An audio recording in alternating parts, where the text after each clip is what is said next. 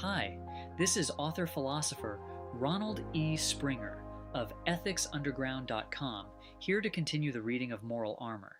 Chapter 8, Part 34, Cacophony of Contradictions. Please hit like and subscribe before we dive in. The gap in his logic, of course, is the missing step holding him accountable for his actions that has been passed down for centuries. It is tragic. All we've heard from our elders, which they've heard from theirs, the stagnant, evasive demands not to be questioned, the unrealistic expectations they forced down our throats, the whole of their or else philosophy, none of it worked for them either. All of the unfounded, unsupported assertions we've ever encountered were the hasty product of fear-driven man, no matter his age or position, a man willing and eager to work with a cacophony of contradictions, distortions, and outright fraud. Watching him in action, he damns the senses and all individual capacities as such, but will ask you to pay close attention while learning to shut your mind, close your eyes, and follow him, as if to say, listen carefully. There are no senses. His religion preaches a world we can't have now, virtues we can't apply now, and leaves us with no direction for the one that exists, counseling us only to follow the same aimless surrender as his own. Arguing the unintelligible, his morality damns wealth without consideration for whether it was earned or stolen, negating the productive source of life and denying justice to the honorable.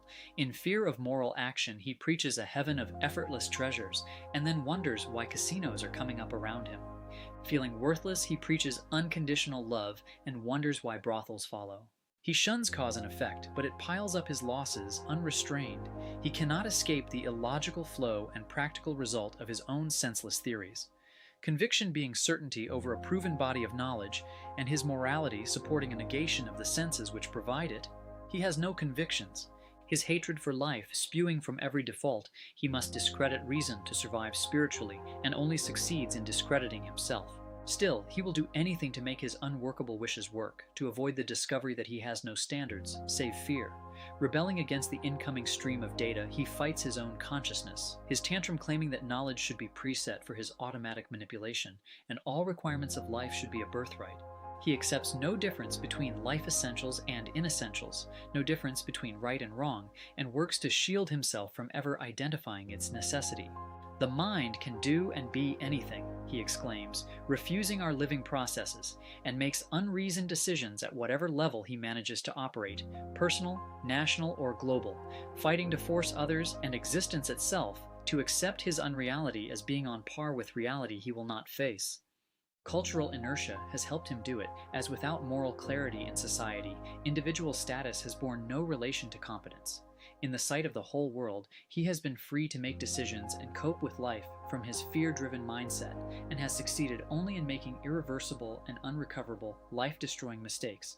From every edict of the papacy to FDR's New Deal, welfare state disaster to its sister, Soviet Russia, mankind has been plagued with the mass pursuit of one mindless expectation after another, the result of every fear-driven longing of freedom from the responsibility of self-sustenance. Red, dead, malicious, or just confused, his utopia requires no healthy guiding premise, no honest judgment, no proof, and no effort, nothing to worry about. Whew! But life doesn't work that way. Trying to reason without reason, he accomplishes nothing but ludicrous insanity, and reality checks into him like an NHL superstar at every step. The spirit murderer's fundamental contradiction is in choosing an enemy against whom he cannot possibly win and remain alive. He fights existence, but he exists nonetheless.